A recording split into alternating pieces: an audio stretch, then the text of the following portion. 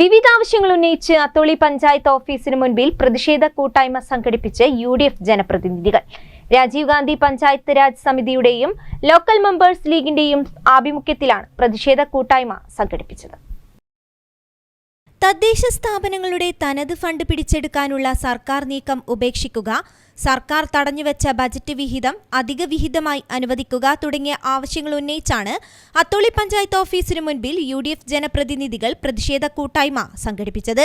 Rajeev Gandhi panchayat Raj സമിതിയുടെയും local members ലീഗിന്റെയും ആഭിമുഖ്യത്തിൽ സംഘടിപ്പിച്ച പ്രതിഷേധ കൂട്ടായ്മ ബാലുശ്ശേരി മണ്ഡലം മുസ്ലിം ലീഗ് പ്രസിഡന്റ് സാജിദ് കോറോത്ത് ഉദ്ഘാടനം ചെയ്തു. തദ്ദേശ സ്ഥാപനങ്ങളുടെ പ്രവർത്തനത്തെ തടസ്സപ്പെടുത്തുന്ന നടപടിയാണ് സർക്കാർ തുടർന്നുകൊണ്ടിരിക്കുന്നതെന്ന് അദ്ദേഹം കുറ്റപ്പെടുത്തി. ഭരണത്തിലിരിക്കുന്ന സർക്കാരുകൾ താഴെ തട്ടിലുള്ള പഞ്ചായത്ത് രാജ് ഉൾപ്പെടെയുള്ള കാര്യങ്ങളെ ഇല്ലായ്മ ചെയ്യുമ്പോൾ അതിനെതിരെ ശക്തമായി പ്രതികരിക്കേണ്ടത് ജനങ്ങളുടെ ബാധ്യതയാണ്. ആ ഉത്തരവാദിത്തമാണ് ഇവിടെ നിർവഹിക്കുന്നതെന്നും അദ്ദേഹം പറഞ്ഞു. ഗ്രാമപഞ്ചായത്ത് പ്രസിഡന്റ് ബിന്ദു രാജൻ അധ്യക്ഷനായി. ഈ സാമ്പത്തിക വർഷം അവസാനിക്കുന്ന അവസരത്തിലാണ്, ലാസ്റ്റ് ഘട്ടത്തിലാണ് നമുക്ക് സർക്കാരിൽ നിന്നും ലഭിക്കുന്ന ഫണ്ട് അതിനെ വെട്ടിക്കുറച്ചുകൊണ്ടാണ് നമുക്ക് ഫണ്ട് ലഭിച്ചത്. ആ ഫണ്ട് നമ്മൾ നികുതി ആ ഫണ്ട് നമ്മൾ എല്ലാ ബില്ലുകളും നമുക്ക് ലഭിച്ച എല്ലാ ബില്ലുകളും നമ്മൾ ട്രഷറി സമർപ്പിക്കുകയും 25-ാം തീയതിക്കുള്ളിൽ തന്നെ നമ്മൾ ബില്ലുകളെല്ലാം ട്രഷറിയിൽ സമർപ്പിച്ചതായിരുന്നു. ഇതുവരെ ഇന്ന് ഏപ്രിൽ 1 ഇതുവരെ നമുക്ക് ട്രഷറിയിൽ നിന്നും ബില്ലൊന്നും മാറിക്കിട്ടിയില്ല.